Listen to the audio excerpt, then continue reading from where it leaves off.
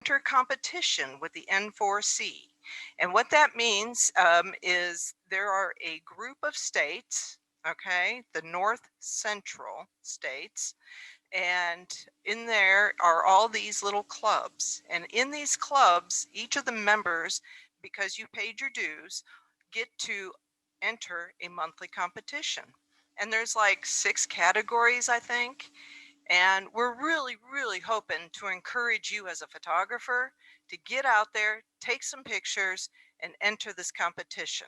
It's free to you and you get all kinds of really good feedback. So even if you're not in it to win it, you at least get some good feedback about how your photography is doing. So let us encourage you to do that. Now what Smug Mug is, our website, all right, you have a little card in front of you, and at the bottom it says www Wichita area camera club. You see that? Then it says .smugmug. Make sure you put the .smugmug in there, because what it does is it takes you to a company called SmugMug, where we have an account. We as a team, as a club, have an account, and in that account, each of you has a gallery. A gallery. Can you believe that? Your own gallery, and it does not cost you a dime. It's included with your membership. And so please make sure that you get with either Pat or Steve or James and get your photo taken so that we can get you set up on SmugMug so that you can start uploading your pictures and people can start buying them. So that's one of the beautiful things about SmugMug. So in order for us to utilize this, we have to pay an annual due to SmugMug, and that's what Steve was talking about. And likewise with the N4C, we belong to that and we pay dues out of our club membership for that. So those are a couple of terms as new members that you might like to know. Now the card that I put in front of you, there's actually 2 there. One is for your pocket. The other one is for you to give to somebody who is not familiar with the Wichita Area Camera Club and invite them to come and join us for at least come and look and see sort of thing. So with that, I think we're probably about ready to move on to the next portion of our program, which Dwight, Dwight, are you there? Dwight? Dwight, unmute yourself so that you can talk about these awards.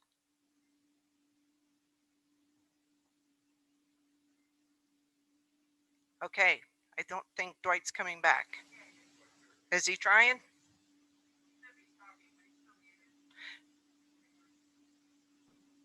All right, I'm unmuted. There you are. Patricia has the awards.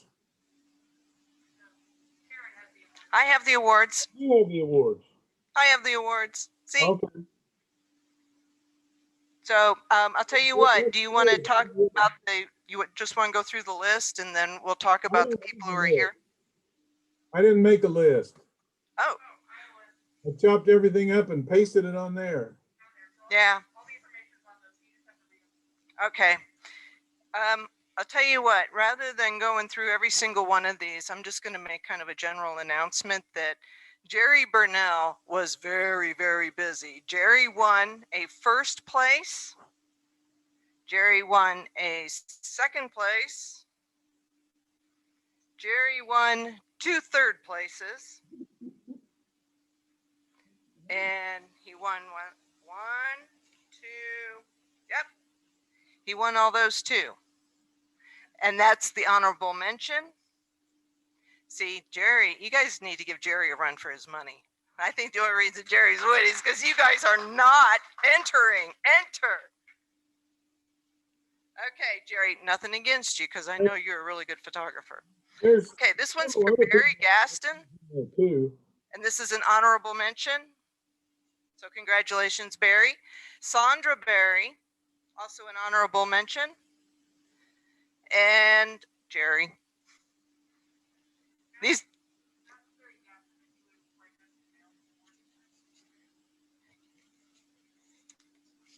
Barry, are you there?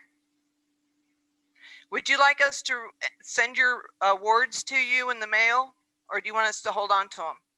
Just send us a chat. Okay, so this one's Sandra, Jerry, Sandra, Jerry, Sandra. Hey, Jim Boots won. Edgar Evans. Edgar, come up and get. You have 2 of them. 2 merit. Jacqueline has one in there too.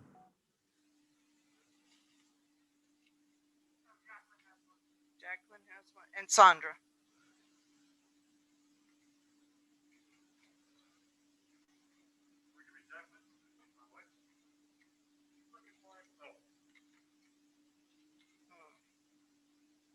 Oh, wait a minute. There's another one here. Oh, no. Jacqueline has one in there too. Jacqueline. Oh, there it is. Jacqueline Evans. Here we go. Yeah, it was upside down. There you go. Okay, and then, just because I like to tease her, we have 2 for Pat. Pat gets an honorable mention and a merit award. Pat would get more. Good job, Pat. Good job, Jerry. Goodbye. Good job, Sandra. Thank you very much, Dwight. Dwight, what's your announcement? I said Pat would get more if she'd enter more often. I've still got 2 days for this month if people want to send me stuff. Okay, is there anybody here that does not know how to name a file to send in for competition? Okay, talk to us after the meeting and we'll give you like point by point how to do this. It's so easy, but once you know how to do it, you'll be sending in picture after picture just to win an award. So thank you everybody for entering into last month's competition. All right, so I think we are getting ready for our program, and we're going to, before we start the program, I think Pat wants to talk about a couple of things coming up. All right, so the first thing I want to talk about is June's meeting, which is next month. We were going to do headshots. So this was something that I was toying with to figure out how we wanted to do it to make it work so that it was a program and something that we could do for our directory. Unfortunately, I'm going to be in Denver for work. So my first work trip since COVID shut us all down. So Karen and Steve came early tonight to learn how to set up the 5 million cords that we now have connected to everything. And that brings me to the next question, which we need to discuss is, if we do headshots next month, we have to have somebody be the photographer, which we might have a couple of those in the room. I believe, and James, you come here quite often and know everybody, when we met with Kay, who used to run the place, she said we could use their studio room in the digital arts room, which is right next door, and the light setups. But I have not talked to Caitlin about that, and that's just a simple email. So we have that option potentially. The other option is whoever's doing the shots would bring a light or 2 in with stands, umbrellas, whatever you need to do the shots, make it work. James has volunteered to do the headshots. He's familiar with all the equipment here. Is that accurate, James?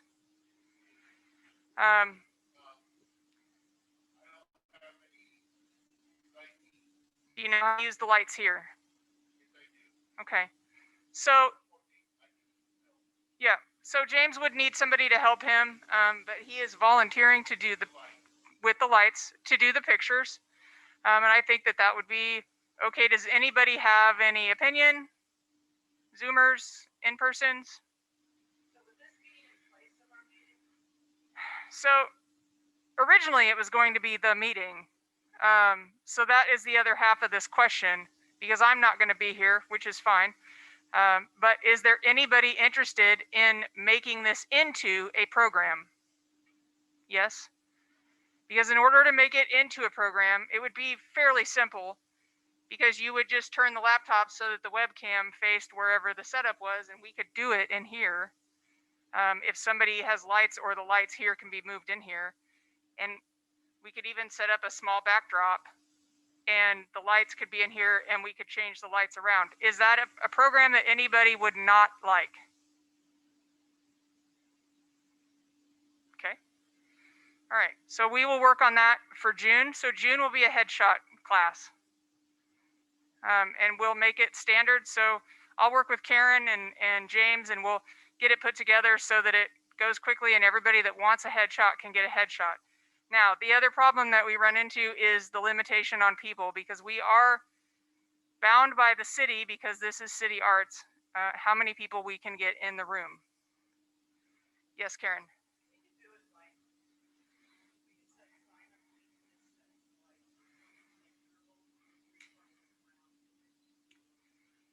And that would work.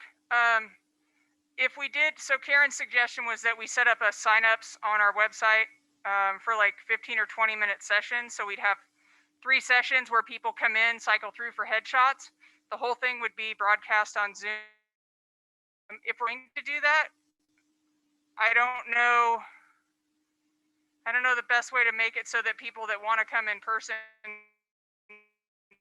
don't lose out on the full presentation.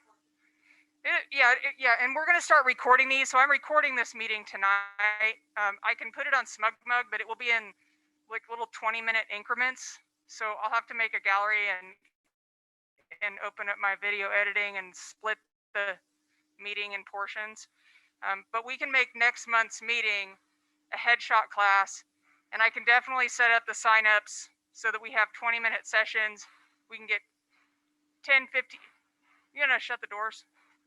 10, 15 people in here at a time, run through the headshots and get them all taken care of. If we don't have enough interest to fill 30, 45 people, then that just means we can make the sessions longer and I'll send out an email so everybody can tell me, who would be interested in coming in person, do the headshots. Steve.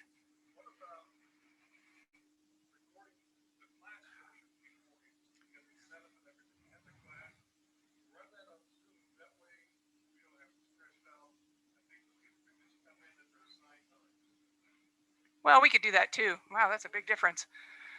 We'll work it out. I'll send an email. I'll get with Karen and we'll send an email out for the June meeting. We do want to get the directory updated, so we'll get that done. I do have another idea for a program that we can do at a later month, and that would be where we set up 3 or 4 different stations, 2 inside, 2 outside over in the little pavilion. And we have different types of lighting setups at each one. And that way, not only can we get everybody that wants to come in person, we're in small enough groups that we're not bumping that 15-person max if it's still in place at that point. And then everybody kind of gets a chance to use different types of lights, different setups, inside, outside, and get a feel for everything. And I know that we've got people that do both types of setups, so I think it would work really well. Any questions, Steve?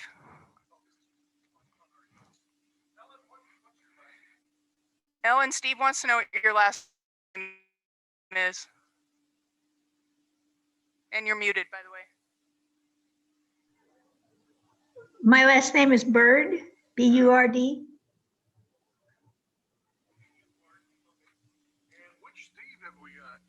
There's a Steve on the Zoom. Steve, what is your last name? And you're muted too. Roush. Roush. Thank you. R-A-R-O-U. Roush. Steve Roush. Okay, a couple of things I'm going to go over. Honestly, I don't know that I ever sent this email out to the club. So for all of you that may not have heard the news, we did pull out of the Camera Club, the N4C convention. We started out with 15 plus on our board, and for health reasons and other reasons, we got down to so few that we made the decision that because we did not have any money in the game yet, we had to make a decision that we either were going to keep going and hope for the best or tell N4C they needed to find somebody else to do 2022. It was a very hard decision. We did not want to make the decision that we ended up making, but because of the financial situation that we could have put ourselves into, the board that was left, which was I think 7 of us, made the decision that it was the best move for the club and for N4C so that we didn't fail and lose a truckload of cash that we don't have. So if I did not send that email out, I'm sorry. All of the vendors have been notified. And the Duluth group, I supplied them the information for Sony and Tamron. So hopefully they were able to get Sony and Tamron for their convention this year. So the second half of that is, if you are wanting to go to Duluth, Minnesota for the N4C convention, it is coming up in September. The early bird special pricing registration ends May 31st. That price, I believe, is $130. I don't have my glasses that I now wear. What, Dwight? I said, I think it's 135. I sent out to all the members an application form today. Yep, and I printed a couple of pages off. I just didn't print the whole thing. So in your email, Dwight sent out the N4C newsletter, the application. It's on my calendar to go. I've added about 15 races to my summer motocross schedule, and one of them is a 4-day race that weekend. So I have to make a decision on what I'm going to do because I've been invited to shoot a pro race. So I have not paid my N4C convention dues yet. All right. Any questions about programs?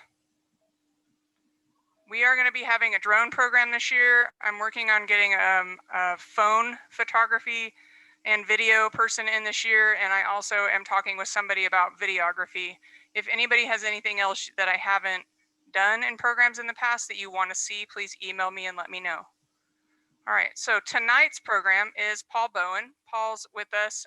He is, if you don't know Paul, his office is over at DPI, where we have met for years and years and years upstairs. So all the airplane and aerial photography that you see when you walk into that back door and walk through the facility to get to where we were meeting, those are all Paul's pictures and up the stairs. He's a commercial photographer here in Wichita. He's been doing aviation photography since 1972. He is credited with over 1,000 magazine covers and countless advertising campaigns. And he was selected as one of the original 60 professional photographers who made up Canon's elite Explorers of Light team. I did not know that about you. That's very cool. He maintains a busy shooting schedule, traveling the globe in search of stunning backgrounds. And I will not give all the information about Paul because I want him to be able to tell you about himself. But we are excited to have him here. And I believe he is also a new member to the club. So we're excited to have him and all of his experience. Does anybody have any other questions before I hand this over? James.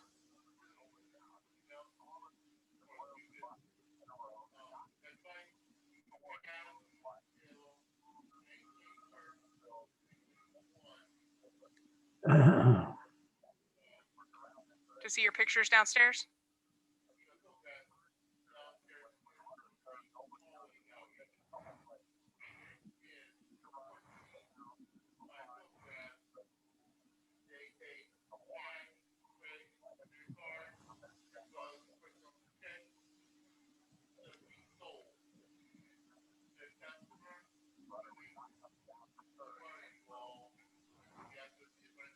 All right, so James made an announcement that his photos are here on display at City Arts on level 1 in the hallway as you're going back from the main lobby to the elevators and stair area.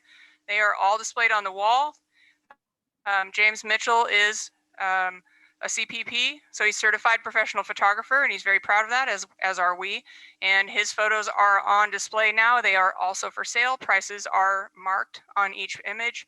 And if anybody would like to purchase one of them, you go to the front desk, take care of that with them.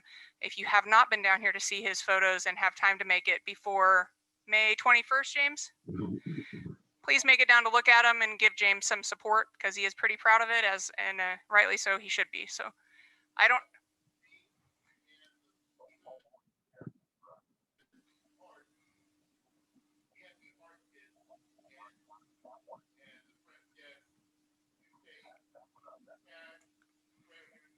Right. Okay. All right, so without further ado, I will hand this mic over to Paul so that he can get the program started, and I will get the PowerPoint presentation up so everybody can see it.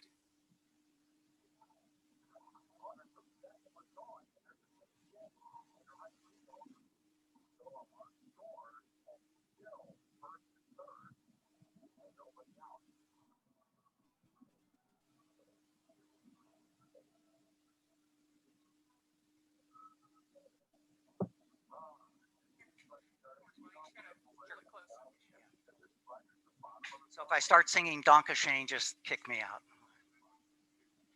I'm sorry. Oh, yeah, okay. Hold on just a second.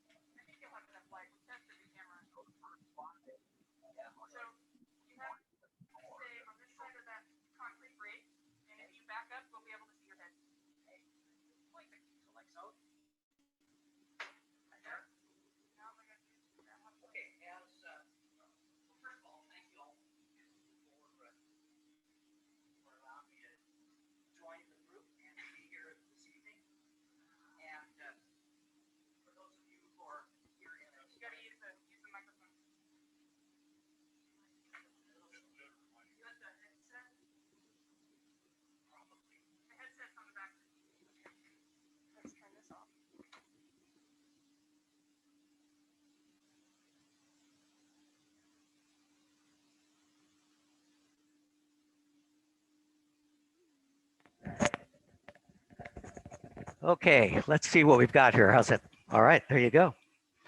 So let's see. I'm allotted this area. Is that about right? Okay. Well, first of all, I would like to say that although I'm officially a commercial advertising photographer, no one starts out that way. We all start out as amateur photographers who love photography, and I just happen to be one of those lucky ones who has been able to make a profession out of it, enjoy my craft, traveling around the world and keeping the lights on in the studio. So I guarantee you that some of your images are images that I would love to put my name on. And you've probably heard this said many times before, that the difference between a professional and an amateur is that an amateur shows you everything they shoot.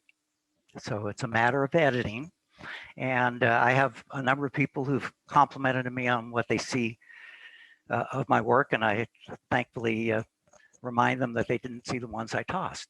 So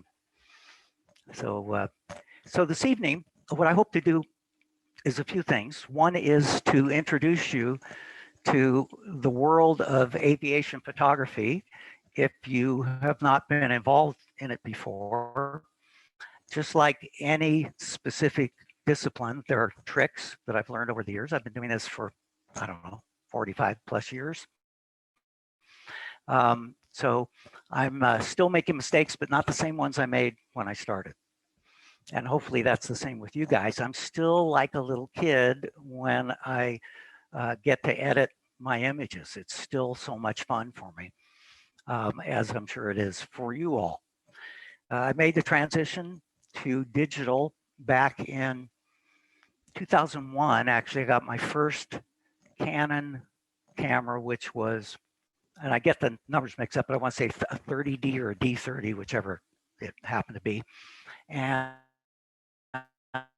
was I excited? And so that was in January, I believe, of 2001. In June, I was in South Africa and was doing an air-to-air shoot off of Cape Town and the Cape of Good Hope there.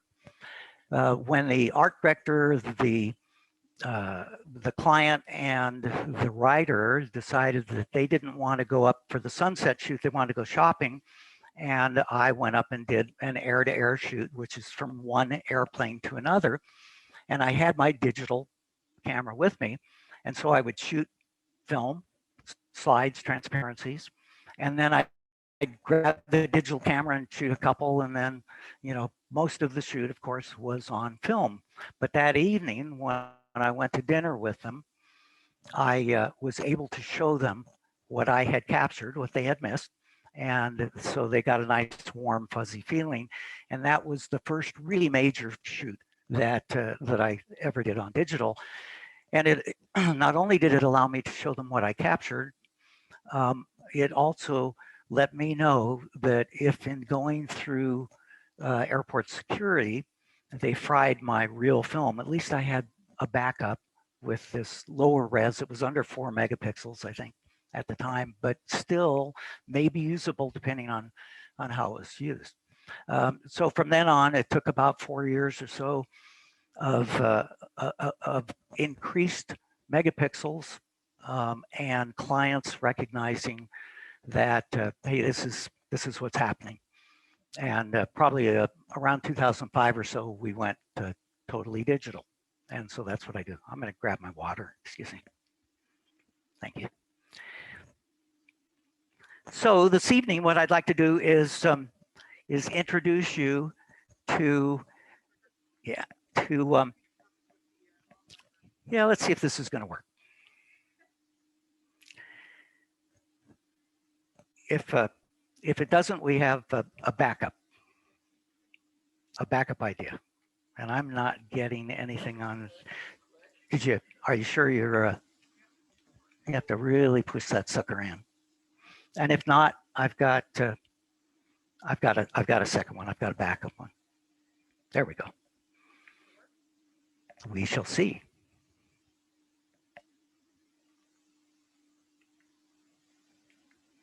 Okay. All right. Well, if you don't mind advancing, we're going to do this kind of the old-fashioned way. It'll be maybe a little bit like radio along the way at some point, as we describe some of the images. And how's my position here? Am I doing okay considering? Okay, I'm not in the way too much for you guys. How's that?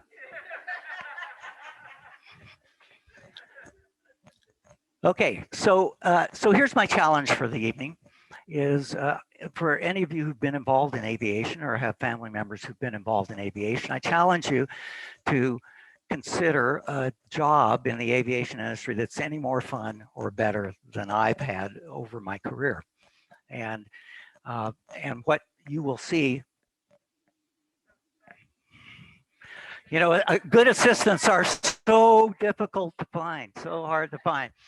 So this is my gang. I'm going to tell you a little bit about my background and then go into things. I'm open to answering a lot of questions. I've got a great 3-hour presentation. However, I've trimmed it down for this evening. And for those of you with bad bladders, just leave whenever you need to and come back. I understand. So this is my gang, and I won't delve into my family a whole lot, except to say that my bride in the light colored shirt just finished her last chemo treatment a week ago Monday. She's cancer free, breast cancer. Yeah, and she actually had a very aggressive but treatable form that she had her first chemo treatment April 20th of last year, and then May 3rd finished her final one with the surgeries in between. So we're a happy gang. This was Friday a week ago. I flew my one daughter from LA in to surprise my wife, and we've got 4 kids between us, a blended family, and 3 spouses, and we all got together to share and reminisce and all prior to ringing the bell. So so that's my gang, and we have 3 little ones. I've started the 2 boys out being around aviation. I'm not a pilot, by the way. I am curious, who here has worked with the aviation industry or are pilots? Anyone here? Yeah, okay. There you go. Everybody, okay, that's wonderful. Wonderful. Well, I was hoping that. So these are my 2 grandkids who are 2 of my 3. I have a granddaughter also, but at this point, they're actually 6 years old now, and we just have a lot of fun exposing them to aviation. So if there's some place I'd rather be than tonight, it's surfing. I grew up as a surfer in Southern California. put a GoPro on the end of my surfboard 2 years ago in Maui, and no, wait, that's Lake Afton. I'm sorry. So that's kind of once a surfer, always a surfer, and so I look for the geriatric waves, and this is again where I'd probably rather be. Now, this next one, I believe, is my very first commercial photo shoot. Was shooting O.J. Simpson receiving the keys to a Skyhawk for having been awarded the ultimate NFL player of that season. So I'm from LA. I had come here and worked as an assistant for a photographer who had an account with Cessna for $1.75 an hour. I learned how to load his cameras and learned what a commercial or advertising photographer was. I was an avid amateur photographer. Loved it, as you all do, or you wouldn't be here this evening and involved in the club.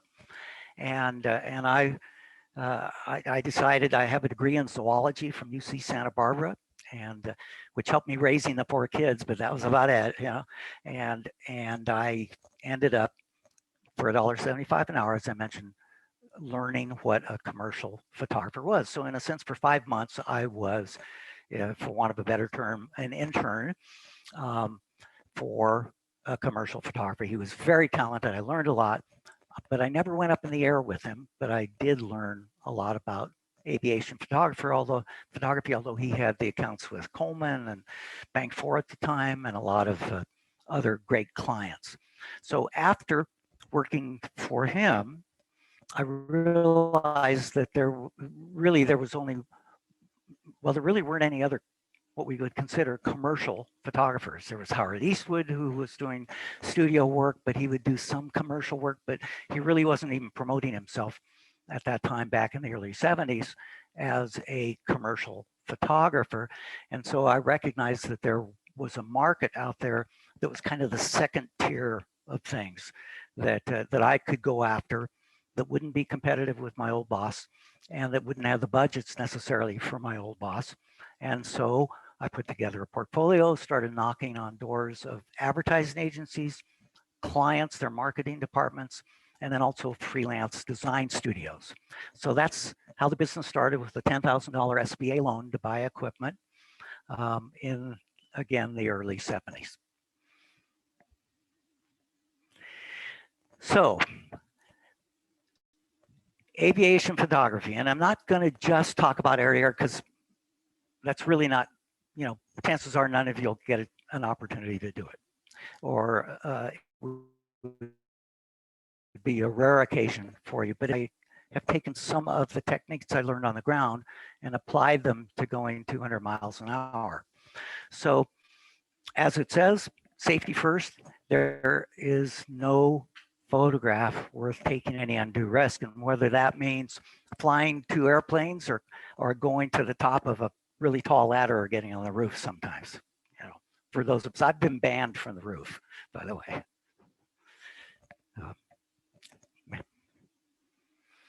So it does take a huge team. Well, I shouldn't say a huge team, depends on what we're shooting. In this case, we were shooting 3 Learjets out on the West Coast, and we had a video team and a airplane to shoot from for the video, and an airplane to shoot the stills, which I was doing. And then we had all the pilots. So we actually even had 3 Learjets with 6 pilots. It required 2 pilots per airplane. And they even brought a 7th pilot along in case someone got sick or got called home for an emergency or something like that, because there was so much at stake.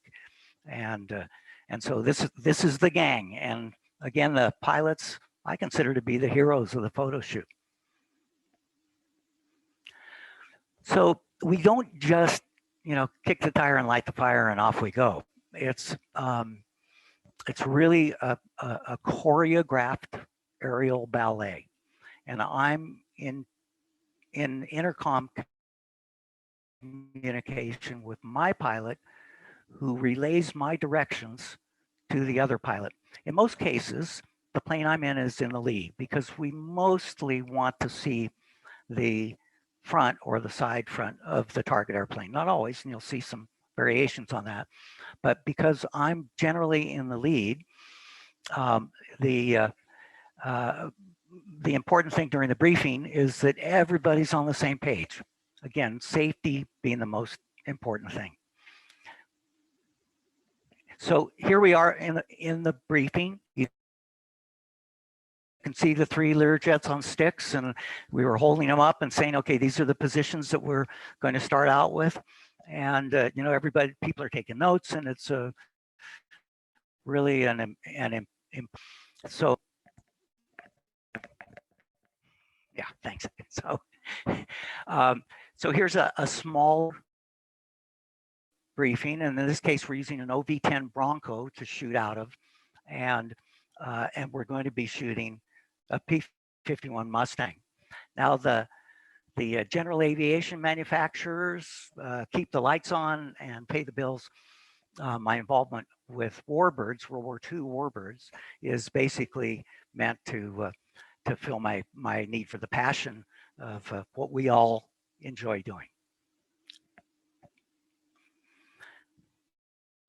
So the platform plane, as I mentioned, is usually the one in the front. That's the one I'm in. We call it a platform plane, and we try and take off doors or remove windows or whatever. And you'll see samples. I'm going to show you probably a half a dozen or more samples of the craft, the platforms that I've shot out of. So the target plane's job is to follow our direction, but my pilot is also supposed to follow my direction. So what I'll do is during the briefing, we'll talk about, well, where can we go that there aren't any military operating areas or, you know, towers or anything that might ruin our day. And our lead plane's job, the pilot, is to not hit anything out in front of us and to fly smoothly. So, you know, I'm out on the ground, a tower, another airplane, or even going into the clouds when we're not supposed to. And so his job is to fly smoothly and follow my direction to the altitude and the direction based on the light in the background that I want to direct him to. And then the plane that forms up on us in a very simplistic way, their job is simply not to hit us. And to really, and to follow the direction that I give them, whether it's down 10, meaning 10 feet, forward 5, to your right 50, whatever. And I'm constantly moving them around based on the background, the lighting, the airplane that I'm shooting. Each airplane has a little different personality. So, so they're constantly watching. It's very, very intense work because that pilot who's flying on us has to safely and quickly move the plane to where they're directed or we'll never get the shot. So I tend to think I'm a pretty good driver, but I couldn't get in a NASCAR car and either be safe or successful because I don't have the training. I might be a good driver, but I haven't had the training to get on the track. Most pilots spend their career trying to stay away from other airplanes. And so they need training to fly formation flying, or they'll never be successful or safe. So we require that the person who's formed up on us, the target plane, has formation experience. Questions so far? Yes. I have to interrupt for just a second. I went to the ear, nose, throat guy this morning. He stuck a needle in my ear and put some steroid in there because I, about 3 weeks ago, lost almost all the hearing in one ear.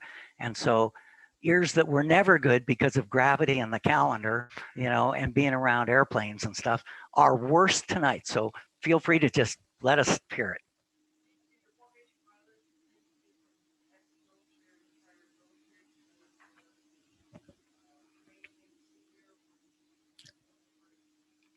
Sure, good question. Where do the pilots that we're shooting, the formation pilots, come from? The military or other training? And to be honest, it depends. You know, we love it when they're military trained, but it depends on who I'm shooting and what I'm shooting. For example, if I'm shooting for Textron, and they supply the pilots. And so we don't know what their background necessarily is, but besides the requirement of being formation trained. Okay, so camera-wise stuff.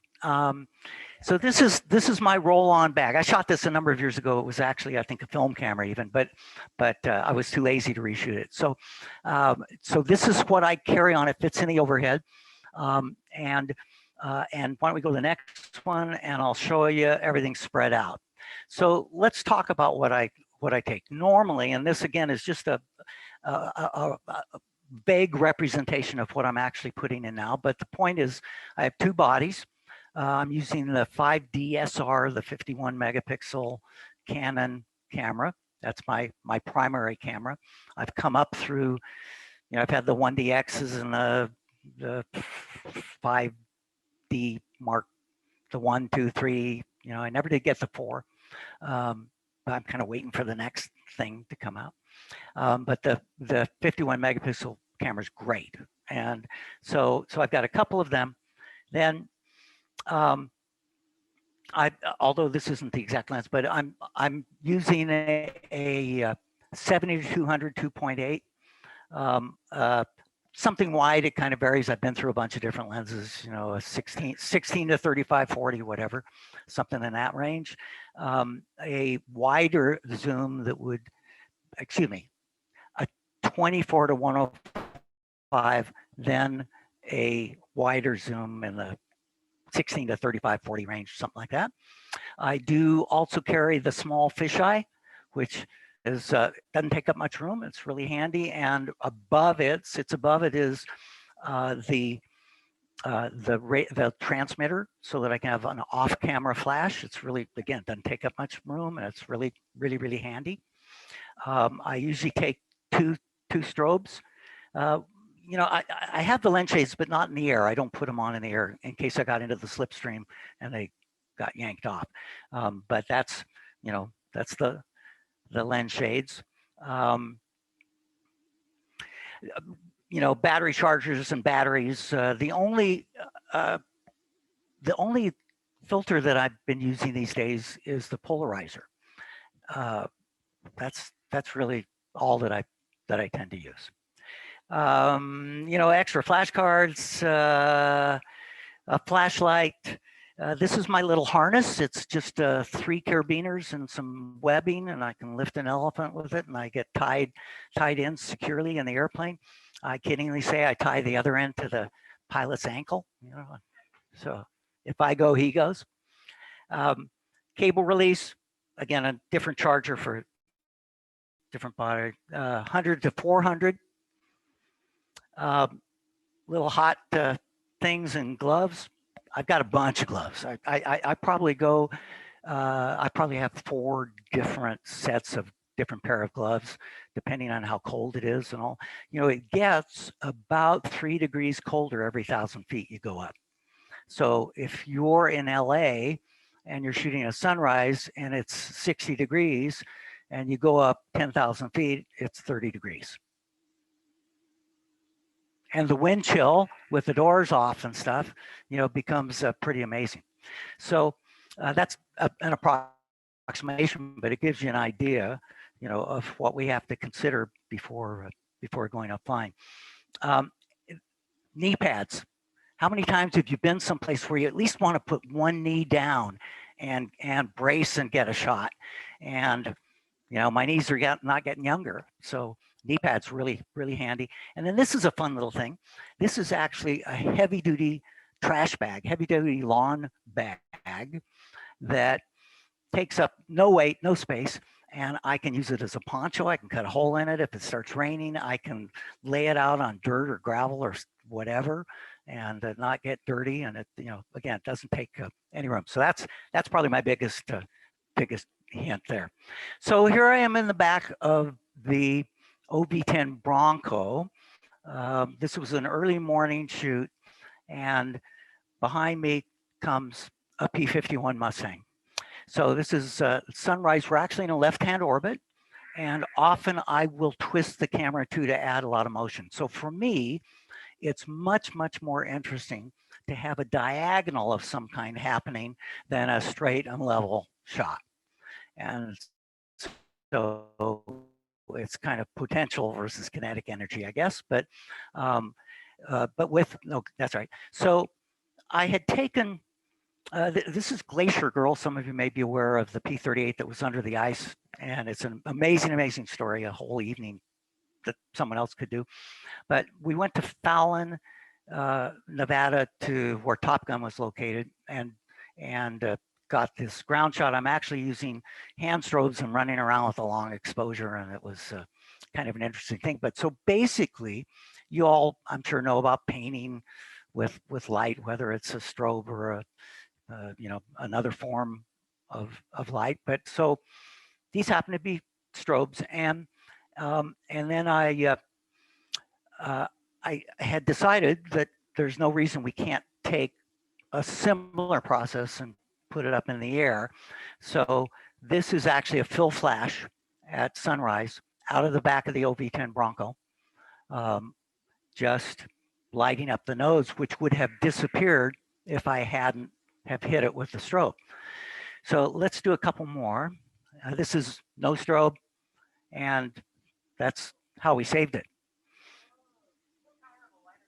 Yeah, so I'm shooting Canon stuff, and I'm using what would have been back then, I don't know, a 580 or a 600 RT or whatever, but not a really big strobe. And pardon me.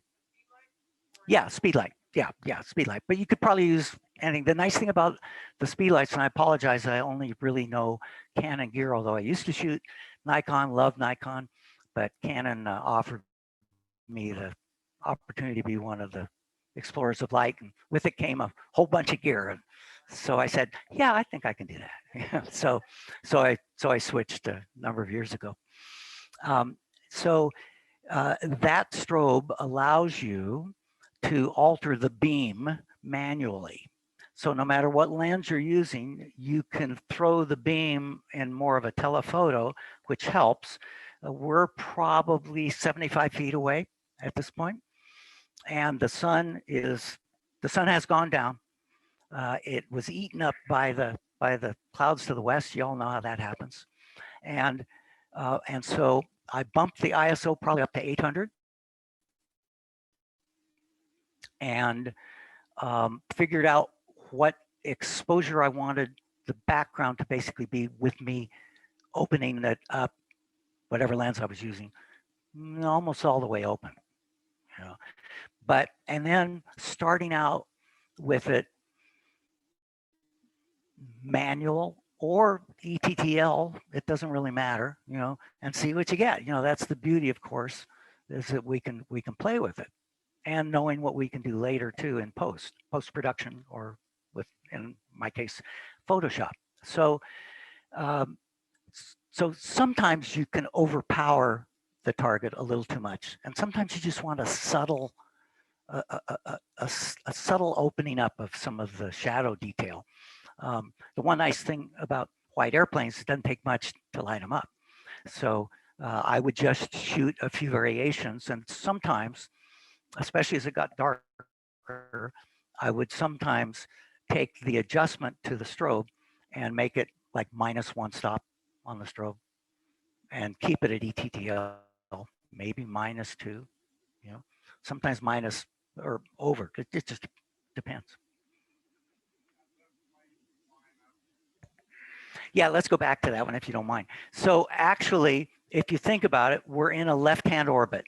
And so I'm increasing the bank angle as I want and as I feel safe, and just to get the angle that I want. So we will not only increase the bank angle, and here's a little tidbit.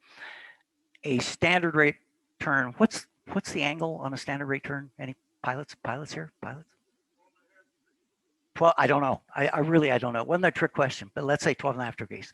So it's called a standard rate turn. It's got a little notch, and you go to it, and if you do a circle, it takes 2 minutes to do a complete circle. It doesn't matter how fast you're going. It's just a bigger circle if you're going faster.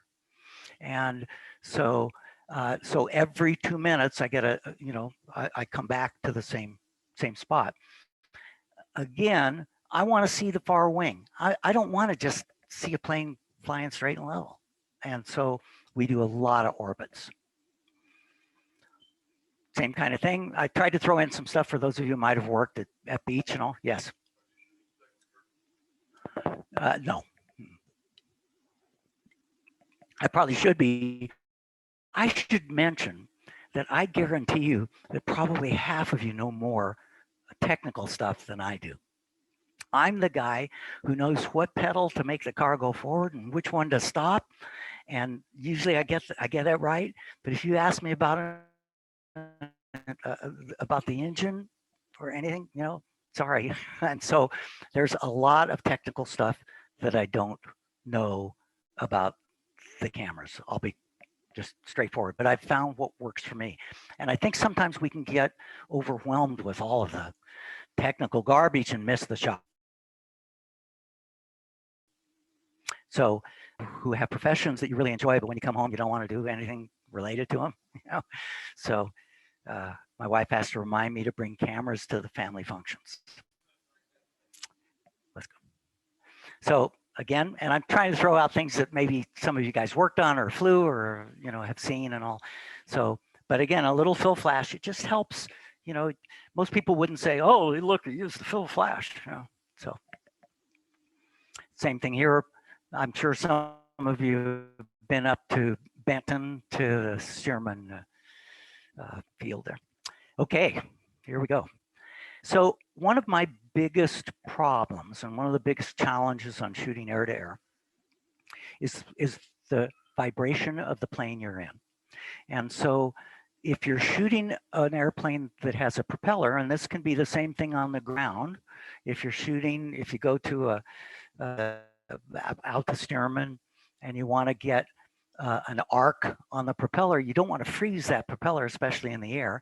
So the shutter speeds are very important. So this shutter speed is probably a 2/50th of a second. I'm pretty sure it is. So let's say it is. So you can see it's a 3-bladed prop. I've kind of twisted the camera so that there's that diagonal element. We're shooting first light and last light because of the quality of the light, the direction of the light. And one of the interesting things that happens with air-to-air photography, and this is something to consider in other forms of photography, is that during that first or last hour of light, everything on the ground casts a shadow. So a tree, a bush, a blade of grass, a pebble, everything casts a shadow. And that makes the ground relatively darker because of the cast shadows. Versus shooting at noon when everything's pretty well lit, the top of the airplane's lit, the bottom isn't, it blends into the background, it's just ugly. So we always shoot first and last light. So here's the propeller. This is a little slower. This is probably maybe 125th of a second, but it depends on the RPMs that they're doing and stuff like that, but I can see this. And you can see though that it's not what we would call a full arc, but this one is. And so this is probably an 80th of a second. But if you can imagine, I'm in the tail of an old B-25 bomber, my fillings are falling out, things are loose, and so not every one of my shots is going to be tack sharp. So I have to shoot more than one. I'm not shooting bursts. I'm shooting individual shots. Although recently I've played with shooting a burst of 3 because sometimes, the first one's not sharp, the second one is, and the third one because maybe I'm hitting some turbulence or something. So there are times when the full arc is most desirable. And so I have to interpret what I want to convey to the client or the magazine or whatever it might be. And in this case, because it's a radial engine, I personally really liked the full arc, but I think there are times when it's distracting. And so here we are. I'm going to now show you some of the different platforms that I've shot from. This happens to be a Bonanza. We legally can take the double doors off. I was sharing the platform with a videographer. We were in New York shooting. There's my wife, Gail. She came along on the trip. And we ended up running up the Hudson. We were more fortunate than Sully was. And I'm running 2 cameras. This is a 24 to 105, probably at 24. And the next is the, I probably have the 70 to 200 because I wasn't quite sure how they were going to fly and stuff. And so this is pretty close to full frame, you know, which gives you a whole different look than the one before, but I didn't know how we were going to use them. So you try and shoot as much as you can because all the assets are in place. So here's a case where, again, this is the Hudson and obviously Statue of Liberty. I personally think that the full arc is distracting. I think that it takes away from the lines of the Pilatus PC-12 here, but I didn't really come to that decision until after I shot it. But what I want to show you here is that to me that was a very cluttered background. So the same shot, I just cropped in and got rid of the other stuff. So cropping and what you do in post is very critical. Yeah, quite a difference, you know. So we do inside turns sometimes and outside turns. And we do low flybys and then pull-ups simultaneously. We didn't actually take off together, but we brief it very carefully because there's the potential of him running into us. But I put a little bit longer lens on. In this case, I don't remember, but probably had the 70 to 200 on. And it's probably, to be honest, closer to the 70 or 100 or so. Now, Mid-Continent Instruments in town, anybody affiliated with them at all? Yeah, so they own this airplane, and we went up in a Bonanza like you saw earlier. I'm just showing some images from Bonanzas now.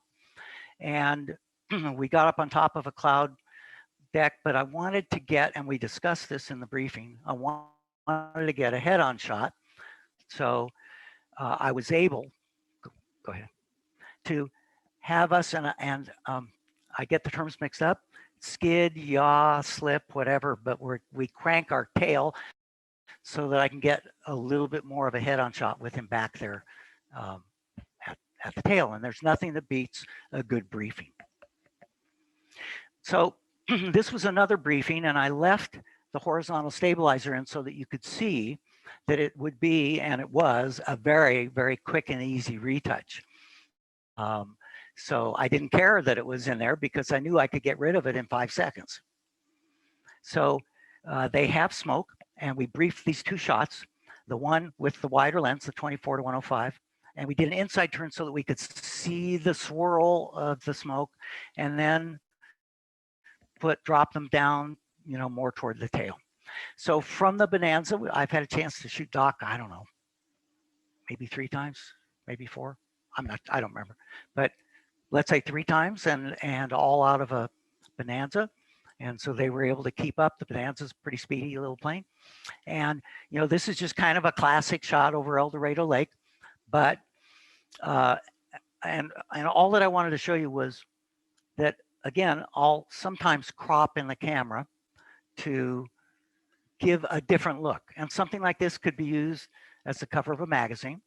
And go to the next one, please. As this could be also. So when you're shooting for magazine covers, you have to leave room, especially up above, but also, you know, like down in this area to put their garbage and stuff. And so I would have shot the full airplane too, but I kind of like the in-your-face stuff.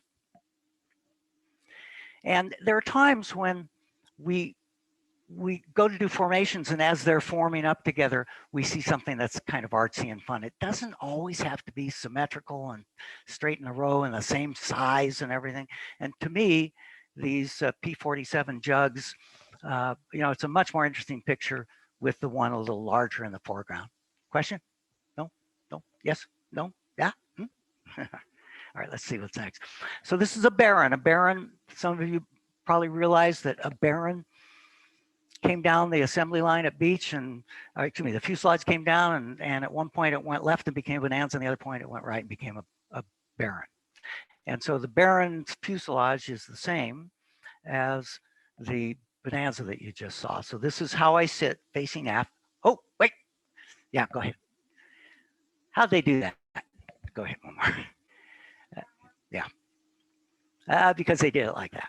So I'm flying with great. So this is the Cessna 206, which also has the door that comes off of the right-hand side. And from it, I was able to shoot these guys. Again, great pilots, huh? Okay. So if you wanted to shoot just the other side of the airplane, you have to go to the Piper products because the Piper doors come off of the other side of the airplane. So here I am again. This is what it looks like in the air. We're in Sydney, Australia, shooting sunrise and sunset around the Sydney Opera House, and not knowing again whether the kind of the plane shot, bad pun, or the sunset would be more of what the client might want. So we did sunrise and sunset. And because of the restricted airspace and stuff, they let you know where you can be. And so in order to get the shot, it had to be from this angle and sunrise and sunset. So this is kind of fun. I was in Jackson Hole, Wyoming, and this is a Stagger Wing, great airplane made by Beech. And they couldn't take the door off and all. The short version is that I'm talking with the pilot here and owner of the airplane. And he says, well, sometimes when I'm flying, the door just pops open. And I said, so you're okay if I just open it and put my knee against it to kind of keep it? Oh yeah. So this is a shot we got around the Tetons, shooting out of this little narrow slot of the open door. Well, some of you may have known Ira Rucker, who was a great guy. He owned 2 Stearman airplane. He was the second owner. Uncle Sam was the first owner. He used them for spray equipment, and then he converted them to a Stearman. And I went up with him and shot Dick Curtis, who used to be out at Cessna, working on the fastest civil airplane made, the Citation 10. And then on the weekends, he was rebuilding this Fokker triplane. So I'm shooting this from the cockpit of the Stearman. Same thing, one of Ira's planes shot from the other. So sometimes I have to shoot through glass. And so sometimes you all have run into that problem where you have to shoot through glass of some kind. And the real trick is to minimize reflections, of course. And to try and stay as perpendicular as possible to the glass. So whether it's your car or whatever, or a window, shooting through something, try and get as close as you can. I put black gaffer's tape around the front of the lens so I don't scratch anything. And I put gaffer's tape over Canon, and I wear black gloves, and I wear black stuff like that, and then they give me a white helmet. So in formation, and we end up shooting through canopies like so. We're actually doing loops. We do 2 formation loops and roll out, kind of regroup, pull in 4 Gs, changing cameras at the bottom of the loop, different lenses and stuff. Challenging. Clay Lacey, some of you may know, is a Kansas native, and he was one of the first, if not the first, Learjet dealer out in Southern California. And he has a Learjet with a periscope equipped system that looks like this inside to shoot movies and all. So he did the the original Top Gun and a whole lot of movies and stuff. And there are times when he would be hired to fly, shooting, in this case, those two airplanes. I'm in another airplane, obviously. I do get asked sometime, are you in another airplane? Yeah. So that's what it would look like if they were flying together. And yet sometimes I fly with him and have to shoot through the windows. Just depends on the situation. So we were in Hawaii shooting these, and I'm shooting through the windows. Same thing here, through the windows for a shoot for Southwest.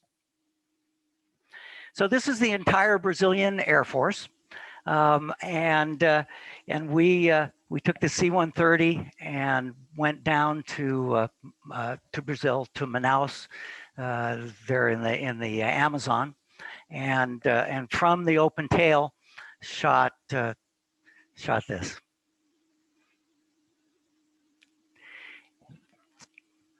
Yeah, why don't you go? Can you go back one? So this is a like a surveillance airplane for the military, for the Brazilian government, and it's got all kinds of stuff to check the borders and nasty guys coming over that aren't invited. Pardon me.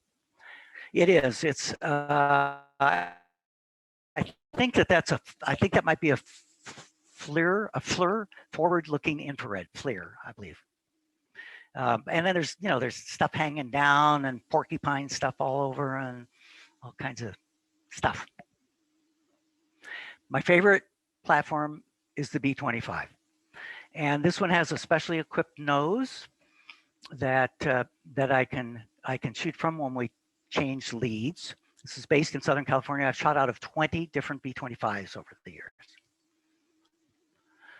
And from the nose, I'm using, in this case, I'm using an 85 1.2. Beautiful, beautiful piece of glass, heavy thing.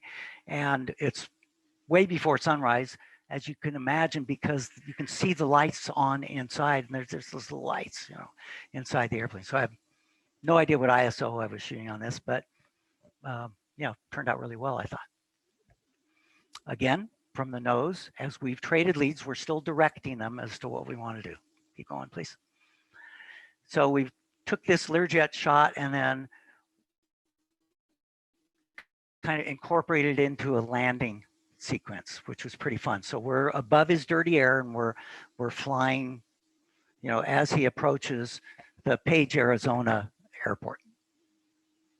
The second place in the B-25 to shoot from is the emergency exit, which is aft of the bomb bay. We're looking forward right now. And when they pull up down below at our 4 to 5 o'clock position, I can shoot down on them like I did with this King Air or with this Mustang coming up. So that's Bud Anderson. He was 81 years old at the time. He's currently 99. He is the highest ranked living ace from World War II. And a cool guy. So note Old Crow, and at the end of the program, you'll see another Old Crow. So here's where I really want to be, is in the tail of the open B-25. And again, I've shot out of 20 different ones, and they have different kind of configurations in the tail, but this one's wide open and allows me to shoot all kinds of cool stuff from there. That's what it looks like when a plane pulls up behind us. And because the tail sticks out beyond anything else on that airplane, I can put the fisheye on.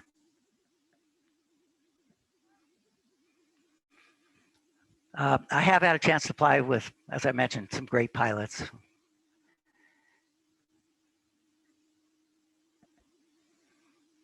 So here we are. You can tell I'm in a bit of a turn. Not only you could guess because of the diagonal that I keep emphasizing, but because of the exhaust, you can tell that we're coming around. But I've twisted the camera a little bit more. There's no horizon to give me away, so why not?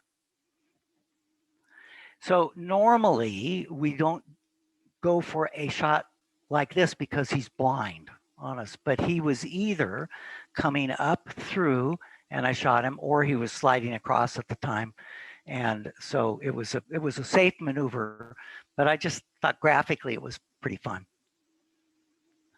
So these, we're going to go through these about every 2 seconds. These are from the tail of the B-25.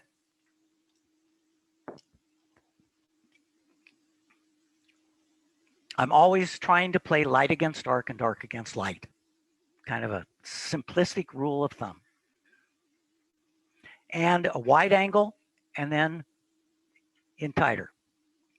Because I don't know how the client's going to use these for their marketing and advertising.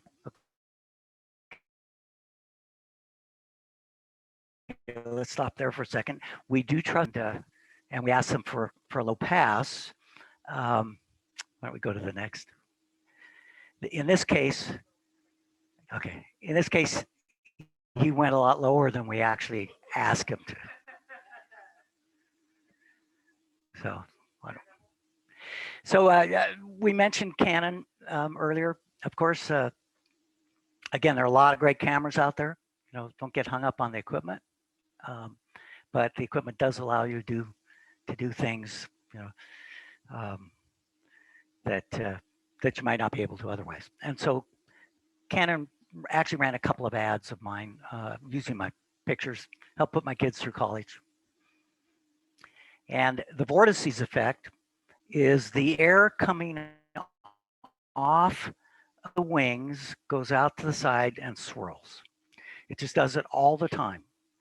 It's only revealed when there's some form of a weather phenomenon, whether it be clouds or the marine layer off the California coast or smoke, but it's only revealed when there's something like this.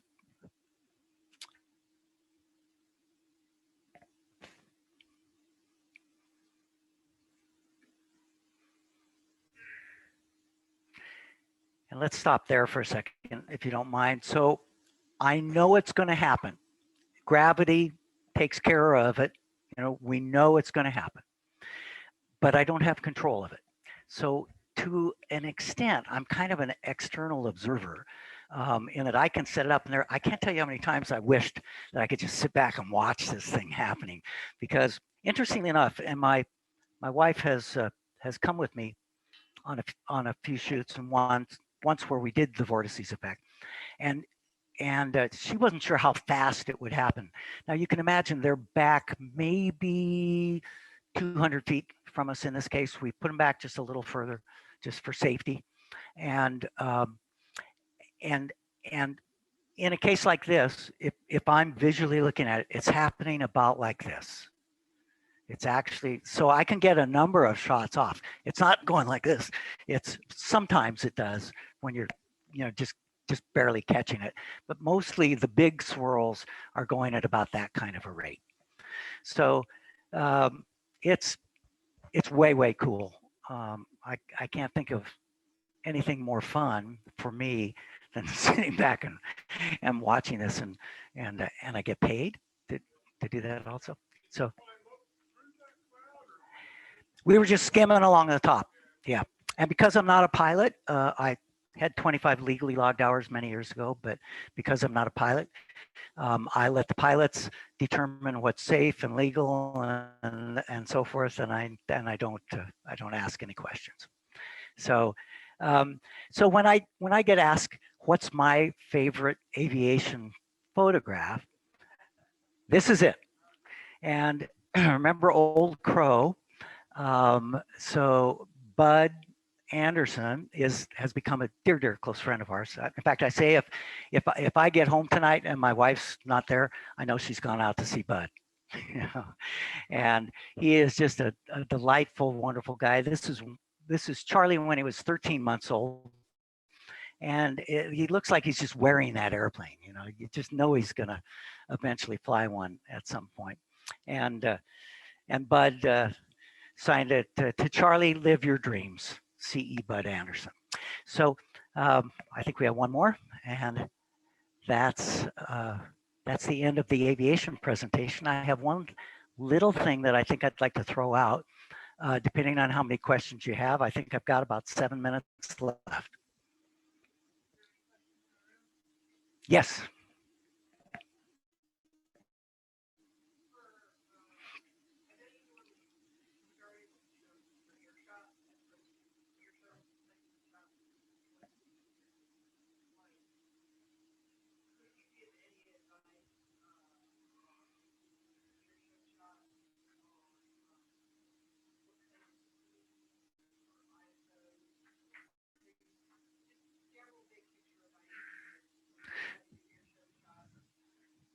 Sure.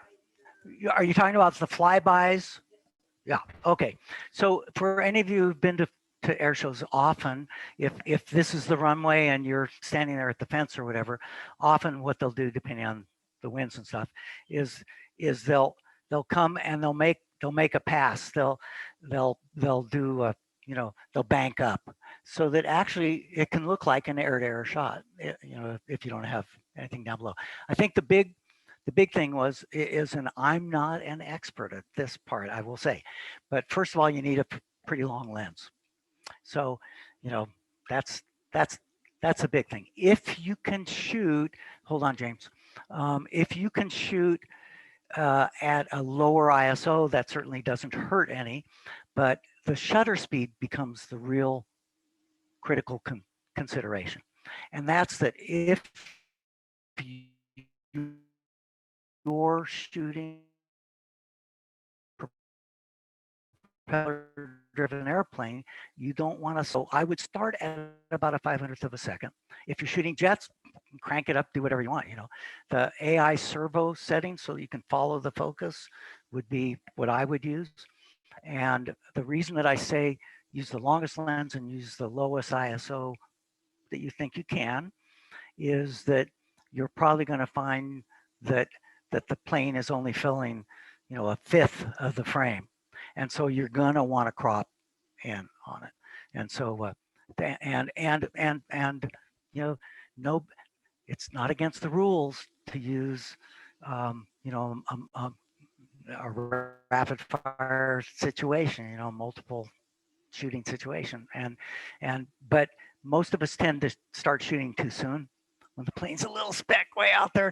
And then by the time he gets right in front of us, you know, the camera's going, I've got, you know, I can't shoot anymore right now. And then they're gone, and then you can start shooting again and you missed it, you know. So don't start too, I guess, if you're coming from this way, don't start too soon. Does that help at all?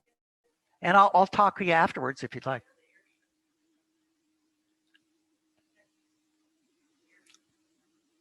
Yeah. They can be really, really fun. But think about the shutter speed and the stopping of the prop as the beginning of your settings. And I personally use TV, the time value setting. So I set my shutter speed and let the f-stop go where it wants to go. And I've started doing that in the air too. But certainly in a case like that, that's what I would do. Okay, so I'm going to take 3 minutes to, oh, darn it. Yeah. Zoomers, you don't have any questions, do you? Okay. So I want to show one quick thing, and then I'm going to take, may I take 3 extra minutes? Are you all going to stone me? Okay. Do me a favor, and I did something really fun, and this is, again, along Pat's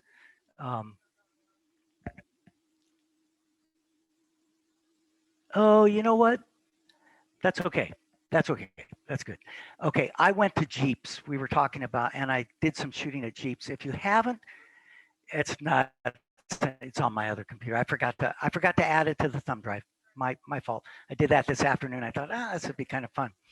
A couple years ago, I went out to Jeeps, the motorcycle place, and for me, I didn't do the motocross, and I know nothing about motorcycles. I did the flat track racing, and I was able to get around what would be, you know, the last turn, and there's a little area where you can hide behind, get down low and hide behind this barrier, and I had the 100 to 400 and get the guys coming around the corner at you. It was really cool.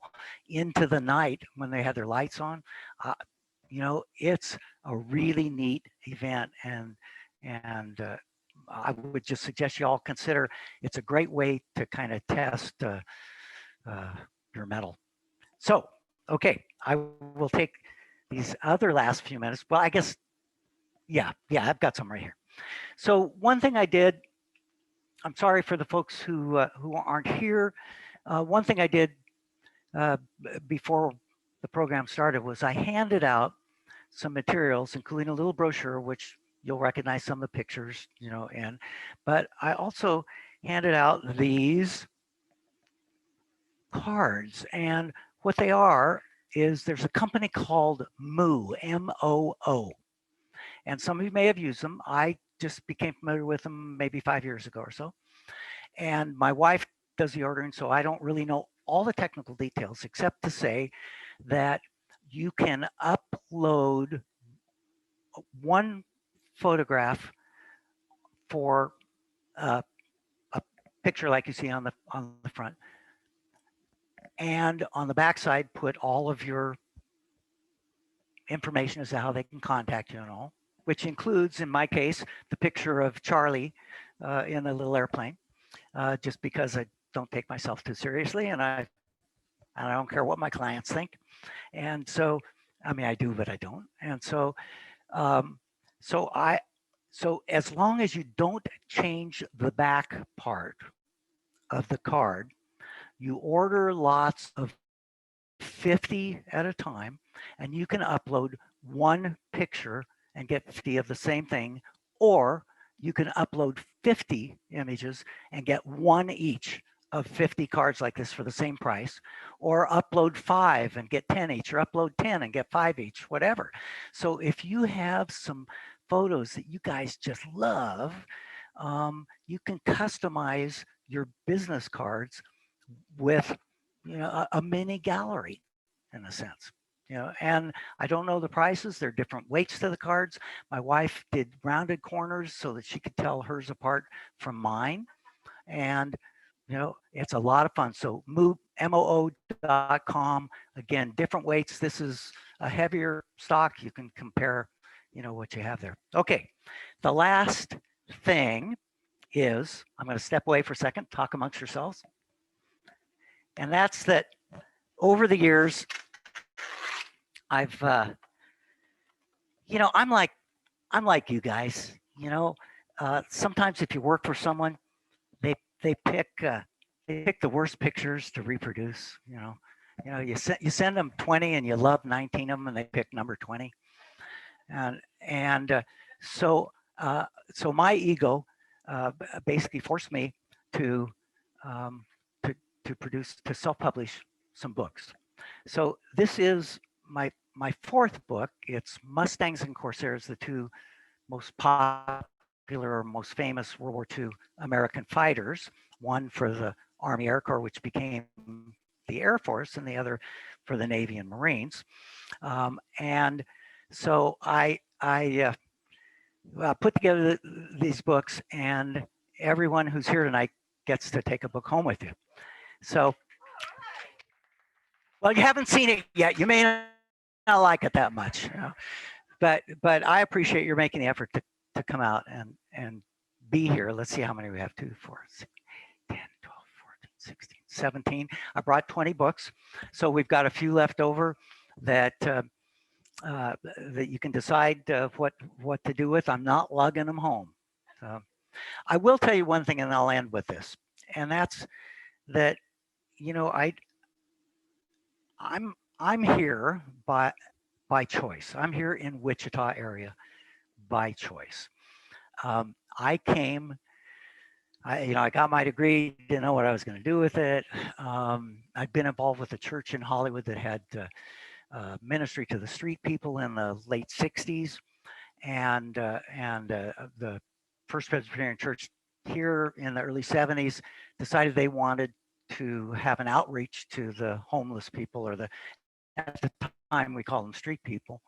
I came and directed a halfway house crash pad for a year, and lived in it. That's a book in itself. I'm in my early 20s at that point, early mid 20s. And I fell in love with Wichita. I fell in love with the people, and I love the potluck dinners and all that. And so for me, it's a biblical case of, you know, giving and receiving. I came here to give out of what I thought was a pure heart, and I ended up receiving so much more than I ever could have imagined in the friends, in a career, and most of all, my family. you know, and so so Wichita's home. Actually, Augusta is where we reside. But I'm here, and then thankfully, the aviation industry, you know, kept me here and gave me amazing experiences that I can hardly convey. So I just want to thank you all for inviting me to be involved. I'm officially joining the club in just a few minutes, and look forward to sitting out there and cheering on whoever's the next speaker. So with that, thank you all very much.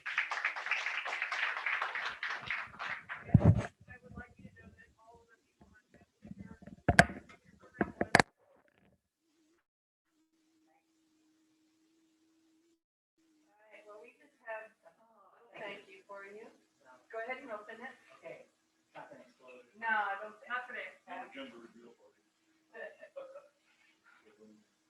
All right. Speaking of loving Wichita. All right. That's great. And with Moeller, Moeller is a friend and a great guy, a pilot and super guy. And so thank you all very much.